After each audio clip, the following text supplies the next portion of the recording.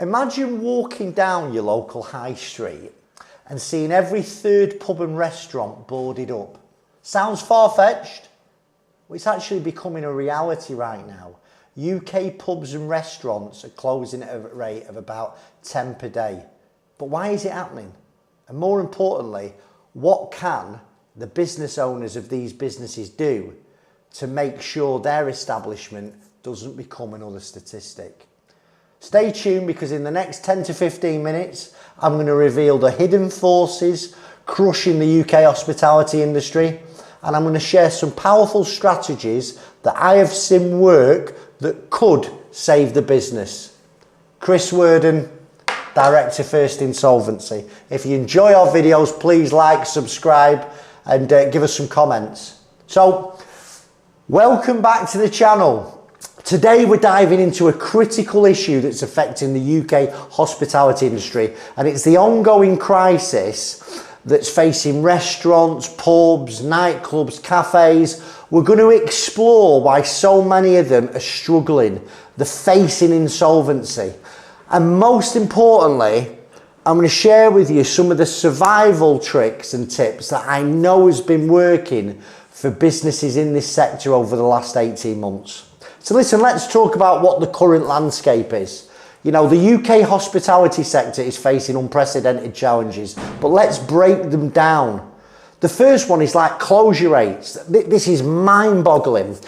Over 10 pubs and restaurants are closing every single day. Now, the total number of licensed establishments in Britain recently has fallen below £100,000 for the first time.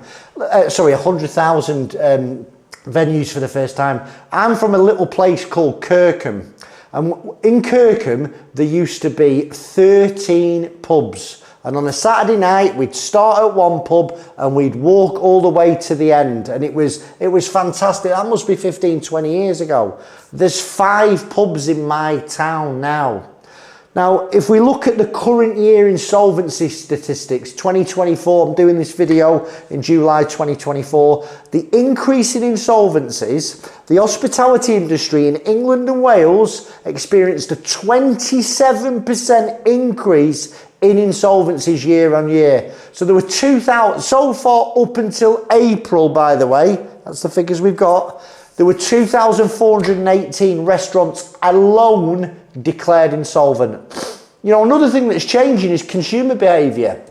You know, people now, I think since COVID, they're not going out as much. You know what I mean? They've got bars at home, they're drinking at home.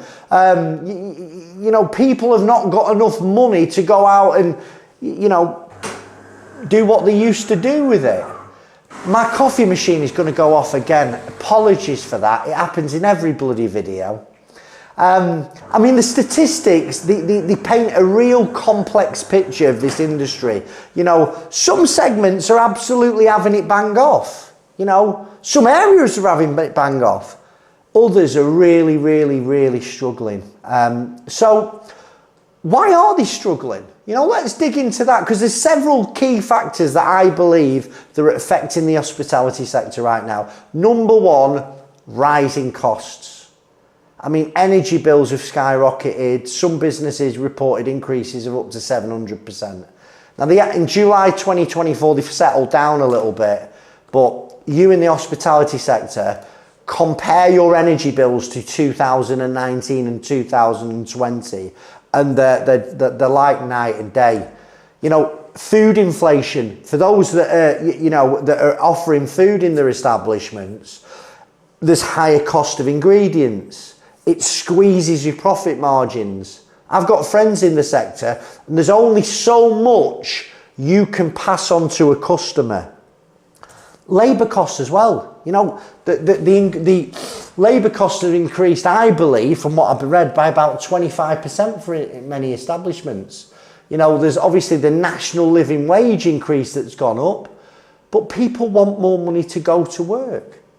It sort of leads me on to the next point, the staffing issues. Like the whole hospitality industry is facing staffing shortages, which has been made worse by Brexit, because for those sort of Europeans that used to come in that would navigate towards the hospitality sector, there's less of them there.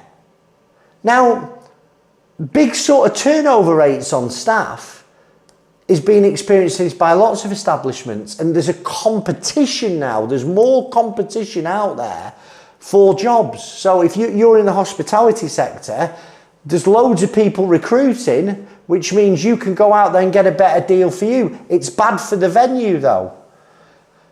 I mean, we've got to talk about consumer habits as well, because they've changed, and there's nobody feeling it more than the hospitality sector.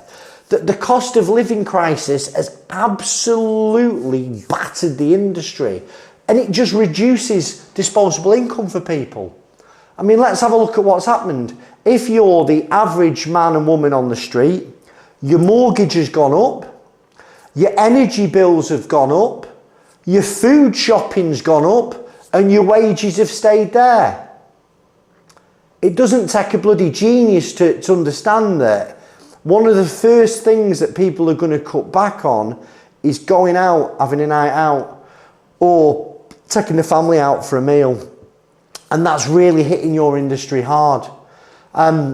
Certainly the work from home trends, I think, has put a spanner in the works for a lot of people as well. Because if people are working from home, they're not going into the office as regularly, well, those lunchtime dinners and lunchtime drinks have evaporated. I read a report the other day, some businesses in central city locations have reported a 70% drop in lunch business. Another thing that we've got to talk about that's causing the problem is this horrific debt burden that hospitality businesses are facing. Now, during COVID, a lot of businesses took on significant debt. That could be a bounce back loan, it could be a C-bills, it could be a recovery loan. But now, that's just another payment these businesses have got to make at the end of the month, on top of increased staffing, on top of increased ingredients, on top of increased energy. Add that to less people coming into the pub. If revenues go down and costs are going up, it's a recipe for disaster. Now, a lot of these debts are becoming due. You know, it's not just, you know, government support loans that become due, that were probably a poison chalice for most people. But I've seen a lot of hospitality businesses take on loans, whether it's a merchant terminal loan or someone like Funding Circle, iWalker, Capital on Tap, which, okay, these are great businesses if your business can afford to pay them back. But the interest rates, comparative to lending on the high street, are very high. And not only that, you've got to personally guarantee it. So they've taken, a lot of hospitality business directors have taken on these loans that they've got to personally guarantee. And with the revenue drops and the costs going high, the cost of servicing these loans are absolutely crippling. And let's not forget HMRC. That HMRC almost said in 2020, don't pay us, don't worry about it. In 2021, the debt collection was very, they just wasn't on the ball. It was still very softly. Last sort of 6 to 12 months, the revenue were coming down really hard on businesses that have got unpaid VAT, unpaid PAYE, unpaid corporation tax. And they're starting to wind businesses up now. Or I've seen them go into hospitality businesses and actually take stuff. So they're going to take away kitchen equipment, they're going to take away tables, chairs. Now, it doesn't happen overnight, that. The revenue will warn you many, many times that if you don't speak to them, you don't organise some type of time to pay arrangement, they will shut the business down. And we're seeing that now. If you don't get your head above the parapet with the revenue and agree some terms to pay back your arrears, they first of all may turn up with an enforcement agent and levy the goods in the business. Now, it's really hard for a pub or a restaurant to operate with no tables and chairs and nothing in the kitchen. And I've seen the HMRC go into a busy restaurant on a Friday dinner time and take stuff away. So the reputational damage is terrible. Now, on top of all that, you've got regulatory pressures, Obviously, we've talked about it, increased minimum wage requirements. Business rates, business rates are back there.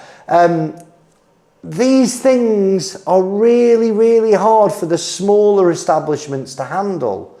And you've got to factor in now there's competition, the rise of food delivery apps. I mean, we didn't even know what this stuff was years ago, do we?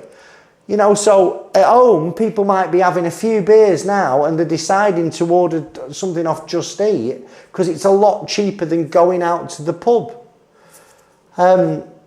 The smaller people are really struggling against, I'm talking about this disparity earlier. The large chains have got more resources. They can weather these economic storms. They can borrow more money to sort of see them through. These little people, the well is starting to run dry. And, I'll probably sum up on what one of the main problems is actually property costs. I know a guy who owns outright a number of establishments. And he said to me, Chris, I cannot understand how somebody who rents is making money at the moment.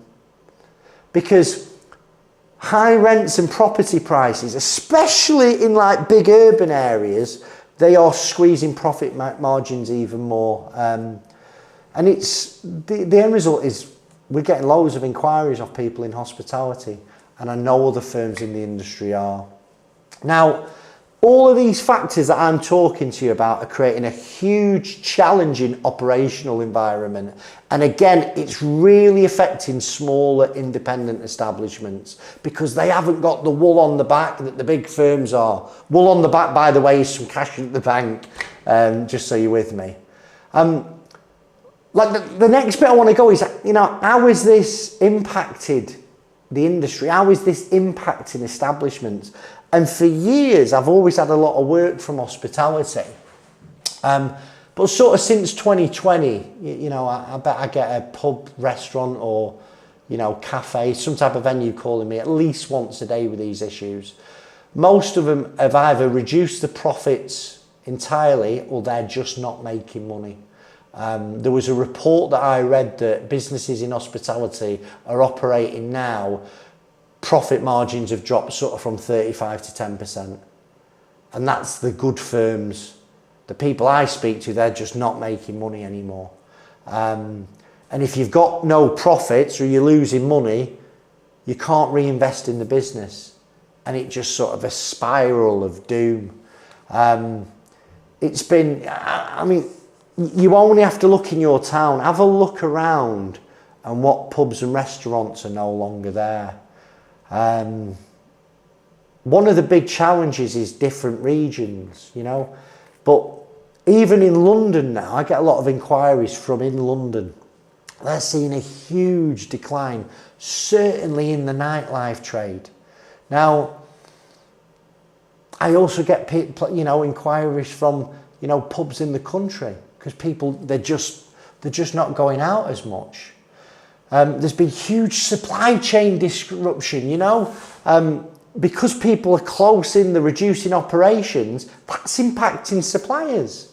So we're now getting inquiries from suppliers to the hospitality industry because there's just a domino effect. When one thing falls, the whole industry can collapse. Listen, that's all the bad, okay? I'm sure there's more. But let's talk about some potential solutions. And these are strategies that I have seen work for businesses that I have supported in the hospitality sector. And listen, the situation is challenging, right? But there are steps to improve your business's chance of survival. The first one I say to people is cost management. And it sounds so simple. And let me share a bit of experience that I've had recently looking at this, because I thought better take my own advice, and I actually had a real good look at our finances. And honest to God, I'm looking at things and I'm paying for subscriptions I no longer use. There are things that are out of contract that have increased. There are payments that are actually going out the bank. I had no idea what they were. I'm thinking, what is that? And really, I'm so busy. I had to take a few hours out of my day the other day to actually get on the phone to the bank, cancel certain things. And I've probably saved myself about £2,000 a month, which is insane. You know, £2,000 a month, just looking at things, getting renegotiating some better deals, cancelling things I don't need at all, you know. And I had to go, right, line by line through my, basically I got all my bank statements out for the business, and I went through them line by line and went, right, well, what's that? What's that? I then looked at my profit and loss on Xero, and it's the first time in a long time that I've really got my head stuck into it. And I did it personally as well. Here's the mad thing, I did it with my personal expenses. I'm thinking, bloody hell, how much do I spend at Co-op and Morrison's? For the first time ever, I went back with my bag for life on Monday. Like, I know that sounds mad, but we've got, like, honestly, we've got that many bag for lives in our house. It would last an eternity. And I'm going to start using them, because those little things, it sort of just got me in the mindset to be a bit more conscious of what I'm spending personally and in my business. So for you guys, review and look at everything on your P&L. Is there anything you can get rid of? Is there anything you can go back and negotiate a better deal? I know what a lot of hospitality businesses do is they actually review and optimize menus, and they try and focus on high margin items that you know is going to sell. Maybe bulk purchasing could suit your business. So you buy more over a long term of contract and you get a better price. And what I've also seen hospitality businesses do over the last 18 months is implement energy saving measures to reduce the cost of utilities. That could be LED lighting, could be smart thermostats, you know, ground source heat pumps, air source heat pumps, solar. I've also seen a lot of people diversify the revenue streams. You know, they've added takeaways to the business or delivery options. They're starting to do event hostings, you know, christenings, weddings, catering services to try and sort of utilize the business during, you know, off-peak hours. This goes without saying, this is like a general principle for every business. And I don't want to sound like I'm teaching you how to suck eggs, but focus on the customer experience, you know.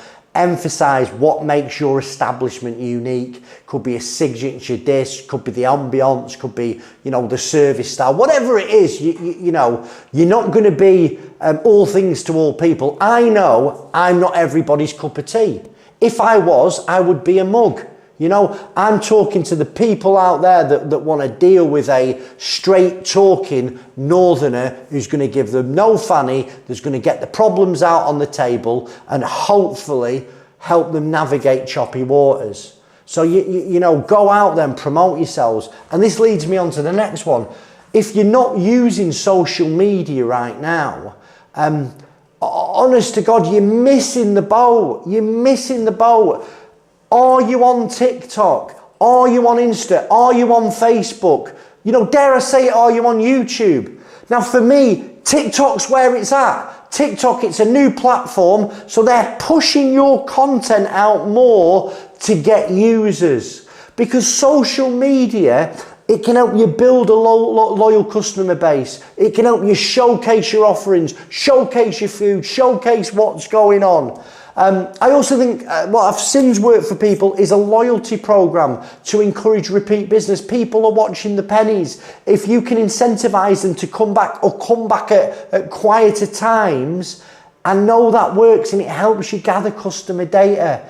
And sort of that leads on to the next thing is embracing technology. Listen, I am a bit of a Luddite, right? But I've had to embrace technology, and I look for things that's really easy to use. Or if it's not easy for me to use, it's easy for my team to use. But I know in your industry, there's some amazing point of sale systems that will help you streamline the operation and actually gather really important data from customers. And you can use that data to target them. You can understand what they want, and you can, again, optimize your operation for what your customer needs.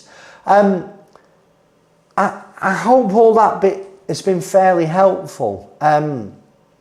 What I want to just dig into marketing again as well. You can use social media to target people within an inch of their lives. I do it shamelessly. You know, but if you're a pub in Bridlington and your target market is between 30 to 60, you can push adverts at a relatively low cost to these people. I don't offer those services, but you will find someone who does. In fact, I know a guy who sat behind the camera, Jed Mills of Content Creators. There's a plug for him there. You know, I want you to remember, I know your business is unique. I do, you know, so you've got to tailor your strategies specific to your situation. You know, these are just general principles that I can hope you can use.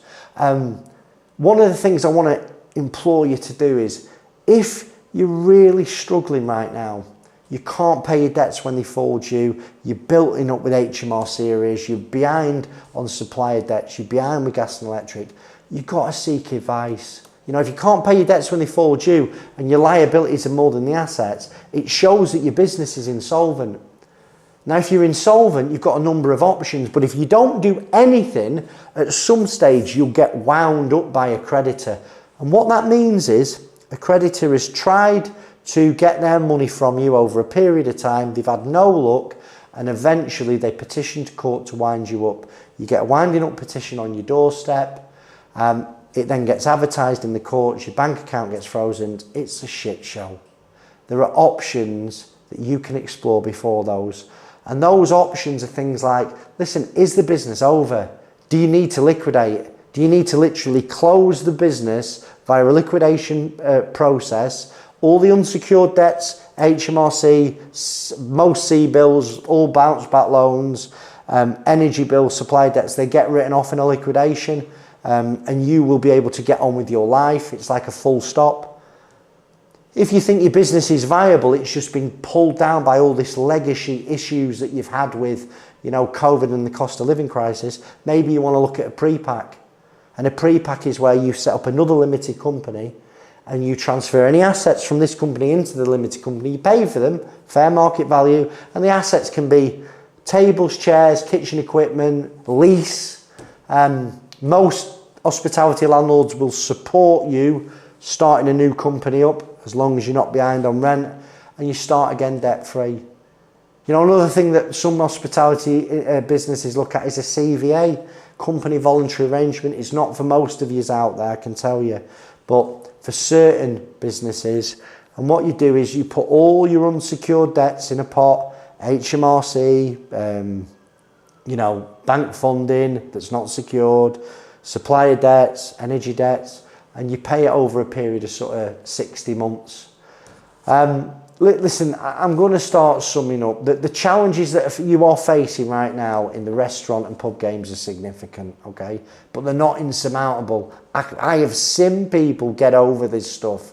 And if you can understand the factors at play and you can implement some strategic solutions, you can increase your chances of not just surviving but thriving. And if you can't, you can still look at these insolvency options to maybe get a fresh slate.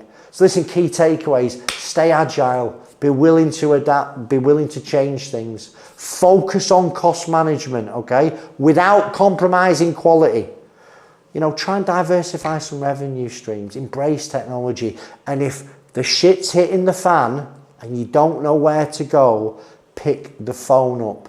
You have been through challenges in the past, okay? And lots of you have always found ways to innovate and overcome and get through them. So if you need some advice, give us a call. Please like, subscribe to the channel, share with other business owners. And if you want some free independent advice, my name is Chris Worden. I'm from Director First. Thanks for your time and God bless.